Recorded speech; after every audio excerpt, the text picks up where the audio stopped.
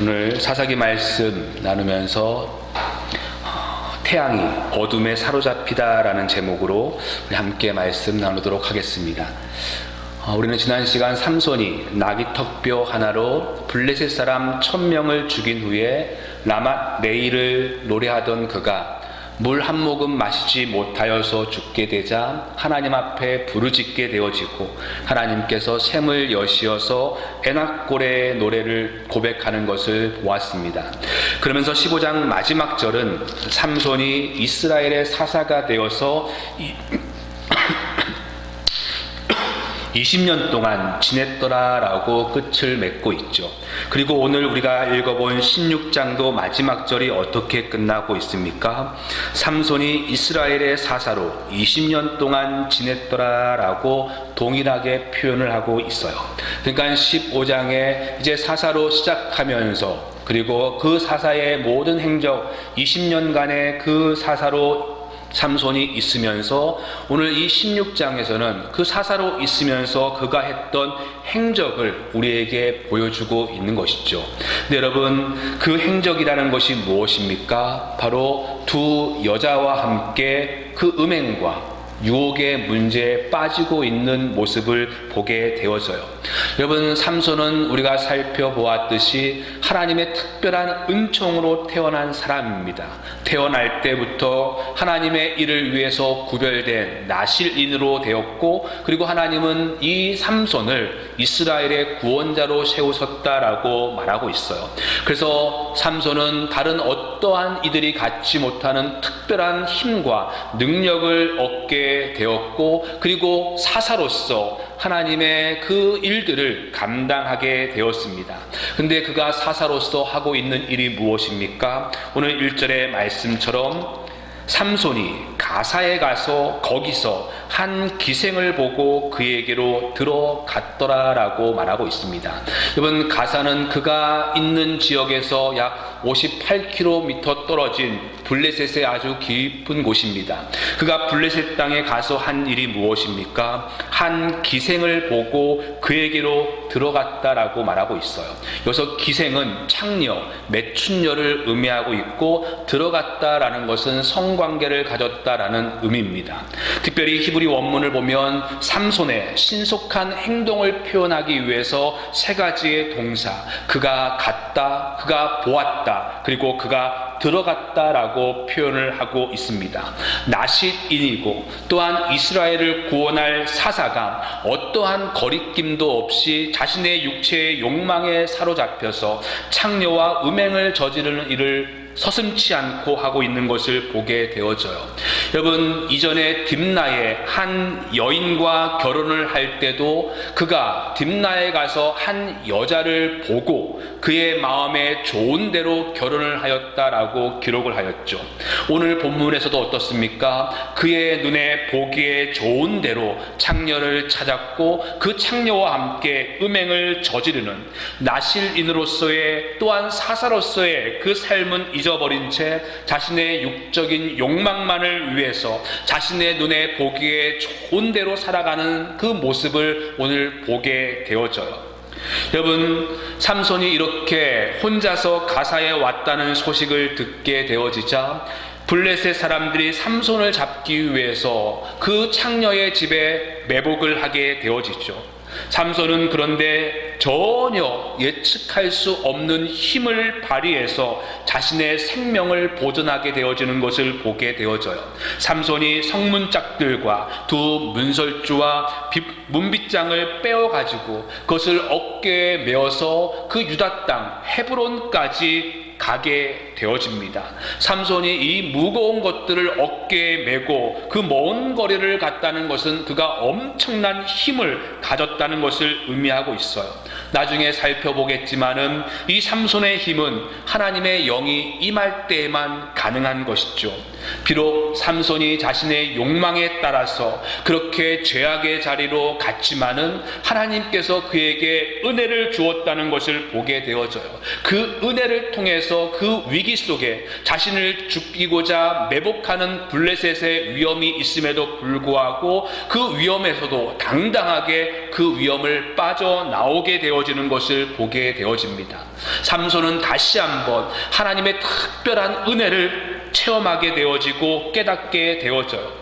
여러분, 삼손에 대해서 하나님께서 얼마나 많은 기회를 주시고 삼손에 대해서 얼마나 하나님께서 오랫동안 참으시는가를 우리는 보게 되어지죠.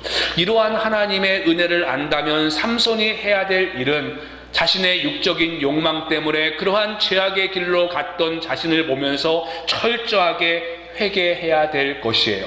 그런데 4절에 그가 또 하는 일이 무엇입니까?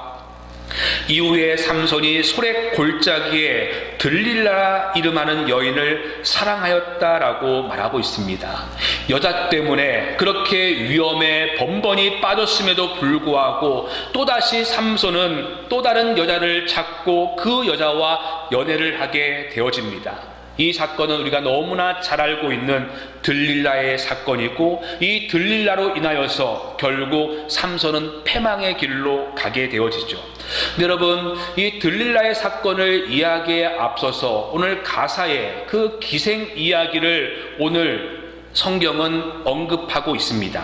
사실 이 1절과 3절의 말씀이 없어도 충분히 될 것 같아요. 왜냐하면 삼손이 가사에 가서 블레셋과 싸운 것도 아니고 또 블레셋의 그 문짝들과 문서주와 문빗장을 왜 빼어서 헤브론까지 왔는지 그 이유도 우리는 알지 못합니다. 뜬금없이 이 1절과 3절이 기록된 것처럼 보이지만은 오늘 이 1절과 3절은 이 삼손의 이후의 이야기를 우리에게 어떻게 전개되어 가질지를 보여주고 있는 귀한 서론과 같은 내용이죠. 여러분, 1절과 3절에서 다시 한번 보시면 2절과 3절에 반복되어지는 단어가 있는데 바로 밤이라는 단어입니다. 밤중에 매복하고 밤중까지 누워있다가 밤중에 일어났다라고 밤이라는 단어가 무려 4번이나 반복되어지고 있죠. 바로 삼손의 상태와 이스라엘의 상태가 이와 같다는 것이죠. 여러분, 그리고 얼마 후에 삼손이 한 여자 들릴라를 만나게 되어집니다. 여러분, 삼손의 이야기를 보시면 삼손과 관련해서 4명의 여인이 등장합니다. 가장 첫 번째는 삼손의 어머니가 나오게 되어지고, 두 번째는 딥나의 한 여인이에요. 그리고 세 번째는 가사의 한 창녀이고, 네 번째는 바로 들릴라입니다. 여러분, 이 4명의 여인이 등장하는데 그 앞에 있는 3명의 여자의 이름은 다 없습니다. 반면에 마지막 이 들릴라, 이 여인의 이름이 언급되고 있다는 것은 그만큼 특별한 의미를 가지고 있기 때문에 이 들릴라라는 이름을 적고 있겠죠. 여러분, 이 들릴라라는 이름의 의미는 다름이 아닌 밤의 여인이라는 뜻입니다. 밤의 여인. 여러분, 삼손의 이름의 뜻이 무엇이었습니까? 삼손은 작은 태양이에요. 작은 태양. 여러분, 이 작은 태양, 그래서 하나님의 구원의 빛을 발해야 될 이 작은 태양인 삼손이 들릴라, 밤의 여인을 만나서 결국에 어떻습니까? 두 눈이 뽑혀서 앞을 볼 수 없는 깊은 암흑을 경험하게 되어지는 것을 보게 되어지죠. 여러분, 그래서 오늘 성경은 우리에게 이 사실을 경고해주고 있습니다. 우리를 세상의 빛이라고 하는데 그 빛된 삶을 살아가야 될 작은 태양이었던 삼손이 오히려 그 육적인 욕망에 따라 살아가게 되어질 때에 그 밤의 여인에 완전히 사로잡혀서 두 눈이 뽑힌 채에 어둠 가운데 살게 될 그 모습을 우리에게 서론적으로 보여주고 있어요. 여러분, 어떻게 삼손이 작은 태양이었던, 빛을 발해야 됐던 그 삼손이 그 어둠에 사로잡히게 되었습니까? 다름이 아닌 그 자신의 육적인 정욕만을 위해서 살아가게 되어질 때에 그 어둠에 사로잡히게 되어지고 그의 영안이 다 닫히게 되어지는 것을 보게 되어지죠. 여러분, 사실 삼손의 모습이 우리의 모습 아닙니까? 삼손이 하나님의 은혜로 죽을 것 같은 그 목마름에서 해결되어지면 그 은혜 때문에 감사하고, 그래서 그 은혜 때문에 사사로서 하나님의 구원과 하나님의 사명을 감당할 것 같아 보이지만은, 하나님의 은혜를 우리가 한번 경험하게 되어지면 일평생 이제 하나님을 위해서 내가 살 수 있을 것 같아 보이지만은 우리는 얼마 있지 않아서 오늘 삼손처럼 또다시 육체의 욕망대로 살아가고 성령의 소욕이 아니라 육체의 소욕에 붙들려서 죄를 짓는 모습이 바로 우리의 모습이에요. 여러분, 성도는 신분상 죄와 사망의 법에 있지 아니하고 생명과 성령의 법에 있습니다. 그래서 사도 바울의 증언처럼, 그러므로 이제 그리스도 예수 안에 있는 자에게는 결코 정죄함이 없나니, 이는 그리스도 예수 안에 있는 생명의 성령의 법이 죄와 사망의 법에서 너를 해방하였습니다 라고 말하고 있어요. 성경은 성도의 신분이 그리스도께서 우리를 위해 십자가에 돌아가심으로 인하여서 단번에 우리의 죄가 영원히 용서받은 자이기에 생명과 성령의 법이 죄와 사망의 법에서 너를 해방시켰다라고 말씀하고 있어요. 여러분, 그런데 우리의 삶은 어떻습니까? 오늘 삼손처럼 하나님의 크신 은혜를 경험했다고 하면서도 불구하고 우리는 수많은 죄를 짓고 그 죄의 유혹에 넘어가고 있는 것을 보게 되어져요. 우리의 마음은 여전히 죄의 영향력 아래에 있고 그 죄의 유혹에 넘어가고 있는 것이 우리의 모습입니다. 여러분, 죄와 사망의 법에서 우리가 해방되었다고 하는데 우리의 삶의 모습을 보면 오늘 삼손처럼 끊임없이 죄에 넘어가고 그 죄의 유혹에서 어찌할 바 모르고 살아가는 것이 우리의 모습이에요. 여러분, 이러한 질문에 성경이 뭐라고 대답합니까? 성도들에게 있어서 그 죄는 분명히 죄와 사망의 법에서 해방되었지만은 그 죄가 일부분 남아 있어서 우리를 상대적으로 다스리고 있다라는 것이 성경이 우리에게 가르치고 있는 것이죠. 성도들에게 있어서 죄는 절대적인 지배력을 갖지 않고 상대적인 지배력을 갖고 있습니다. 불신자는 죄가 절대적으로 지배하죠. 그래서 로마서 8장 7절에 보시면 육신의 생각은 하나님과 원수가 되나니 이는 하나님의 법에서 굴복치 아니할 뿐만 아니라 할 수도 없음이라 라고 말씀하고 있어요.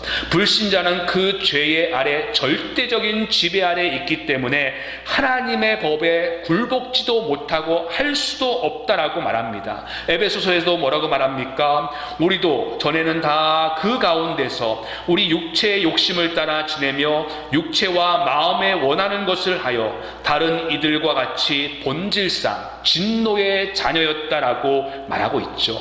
여러분, 불신자의 삶은 죄의 절대적인 지배 아래에 있습니다. 반면에 우리는 그리스도의 구속의 피로 인하여서 죄와 사망의 법에서 해방되어서 생명과 성령의 법 아래 있지만은 그 죄의 상대적인 지배를 받게 되어지죠. 하지만은 그 죄가 상대적이긴 하지만은 그 죄의 영향력이라는 것은 얼마나 크고 강한지 모릅니다. 그래서 사도 바울의 고백처럼 오라 나는 곤고한 사람이라 이 사망의 몸에선 누가 나를 건져내랴. 분명 내가 그리스도의 은혜로 피로 생명의 성령의 법이 나를 다스린다고 하지만은 내 안에 여전히 그 성령의 소욕을 거스리게 하는 육체의 소욕이 남아있는데 그 육체의 소욕이 그 죄의 상대적인 지배력이 우리 인간의 편에서는 너무나 강력하다는 것입니다. 그래서 오라 나는 곤고한 존재라 라고 말하고 있어요. 죄의 힘에 바울도 고백하고 있는 것이죠. 여러분, 이렇게 성도 안에 남아있는 그 죄, 상대적인 그 죄가 우리로 하여금 끊임없이 죄 가운데 머물게 하고 죄의 유혹 안에 우리가 살아가도록 하게 하는 것입니다. 가사의 기생에게 찾아간 사건이나 아니면 들라 사건을 통해서 그 보여주는 것이 바로 그것이죠. 육체의 소욕대로 살게 되어질 때에 영적인 위기로, 영적인 어둠에 빠지게 된다는 것을 우리에게 성경은 거듭거듭 말씀해 주고 있어요. 비록 하나님의 은혜를 통해서 몇 번의 기회가 주어지고 몇 번의 위기에서 하나님의 특별한 은혜를 통해서 그 큰 구원을 받았지만은 이 삼손은 여전히 육적인 삶만을 위해서 살아가게 되어질 때에 20절의 말씀처럼 자기 안에 계시는 하나님의 영이 떠난지도 모른 채 그렇게 블레셋과 대항해서 잡히게 되어지는, 영안이 다 다치게 되어지는 것들을 보게 되어집니다. 여러분, 이렇게 삼손이 육적인 것 가운데 살아가게 되어지자 어떻습니까? 들릴라의 끊임없는 유혹을 물리치지 못하는 모습을 보게 되어지죠. 여러분, 삼손이 들릴라를 사랑한다는 것을 안 블레셋 사람들이 들릴라에게 찾아와서 제안을 합니다. 만약에 삼손의 힘의 근원을 알려주면 우리 각성에서 은 1100개를 너에게 주겠다라고 약속을 해요. 여러분, 블레셋이 5개의 성읍으로 구성되어 있기 때문에 각성에서 1100개를 준다면 은 5500개입니다. 당시에 노예 한 사람의 값이 은 30이었기 때문에 은 5500이면 노예 180명이나 살 수 있는 엄청난 큰 돈이죠.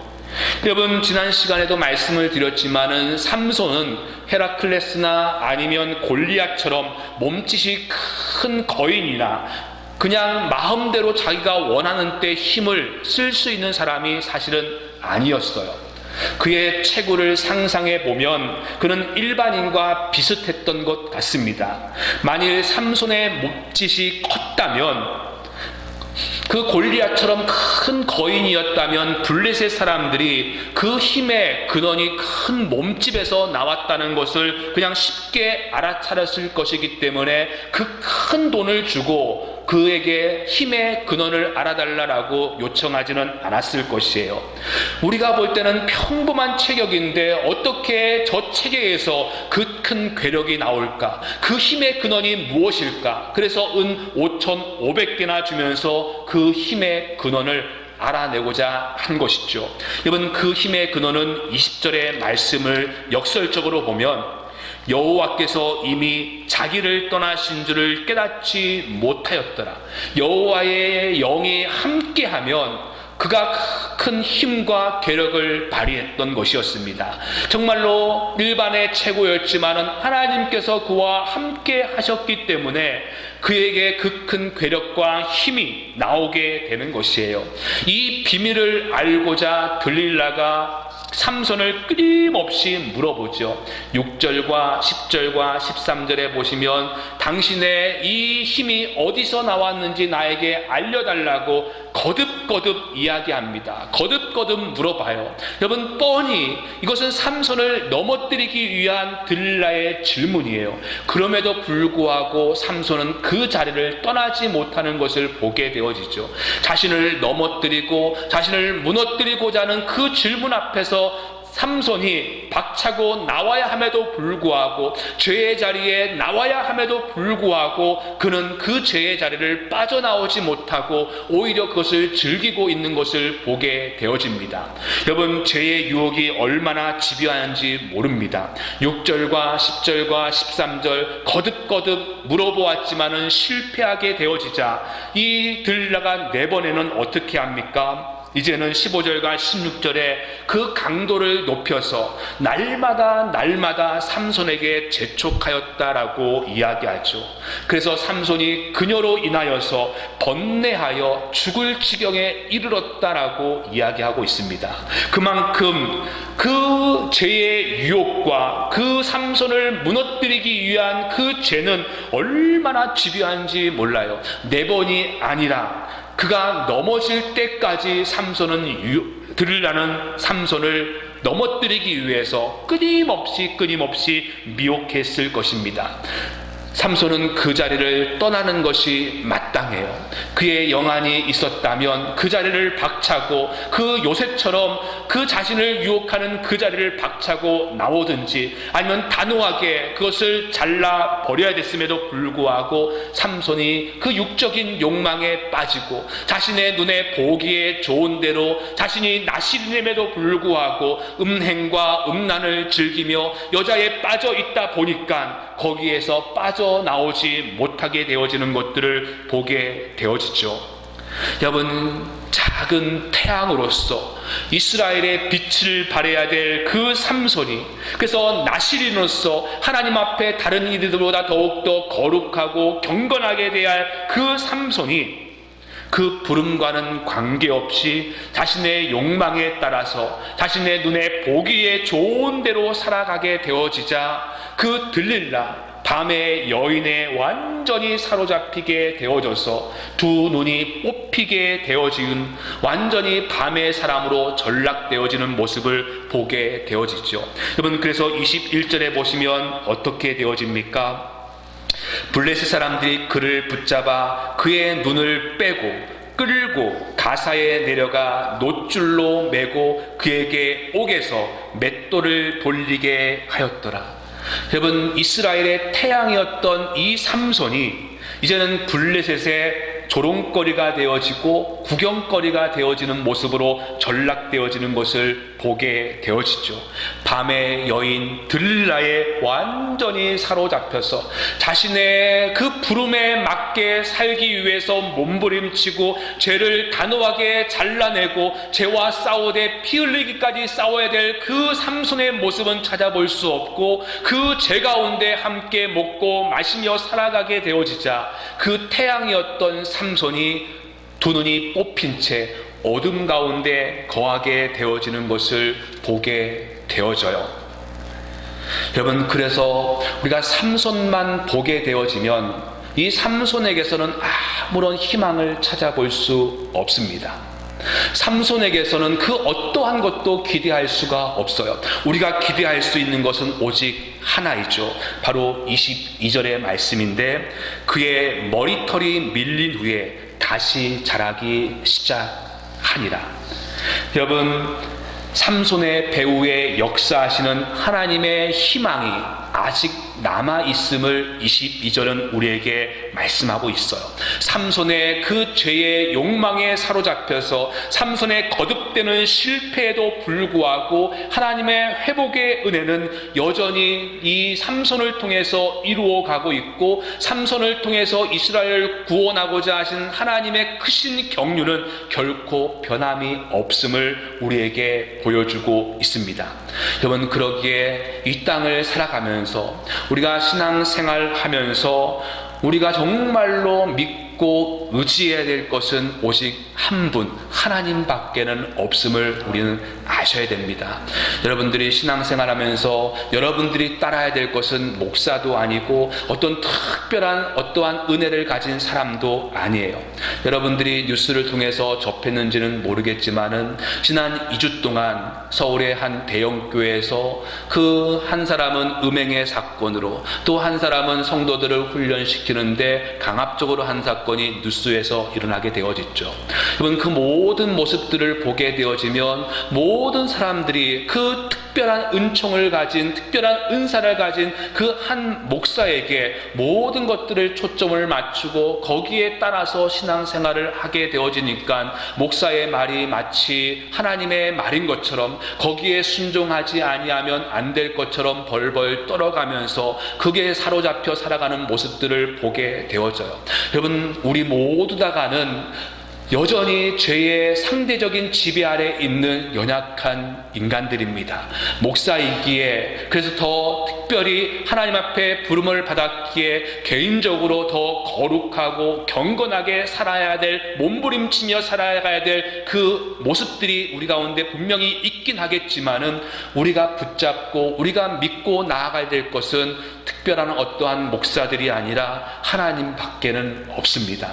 하나님께서 우리에게 역사하시고 우리에게 은혜 주시고 우리에게 기회 주시고 그 삼손 같은 자에게도 하나님께서는 그 계획하신 일들을 결코 흐트림 없이 이루어 가시는 그 하나님을 우리는 붙들고 하나님의 은혜를 붙들고 나아가야 되는 것이지, 사람을 보게 되어지면 결국에는 우리는 실망할 수밖에 없는 것이에요. 우리는 모두 다가 양 같아서 각각 제 길로 갈 수밖에 없는 그 죄와 더불어 살아가는 연약한 인간인 것을 보게 되어져요. 저와 여러분 모두 다가 우리 안에 있는 그 죄와 싸워야 될 그 모습들을 갖추고 가는 사람들입니다. 우리는 하나님의 은혜밖에는 없음을 고백하며 하나님의 은혜를 간구하고 하나님이 우리의 유일한 희망임을 고백하며 하나님을 붙들고 나가야 될 줄 믿습니다. 우리 속에 역사하시는 그 하나님의 신실하신 들, 하나님의 은혜를 붙들고 나갈 수 있기를 간절히 소망합니다. 다시 한번 기도하실까요?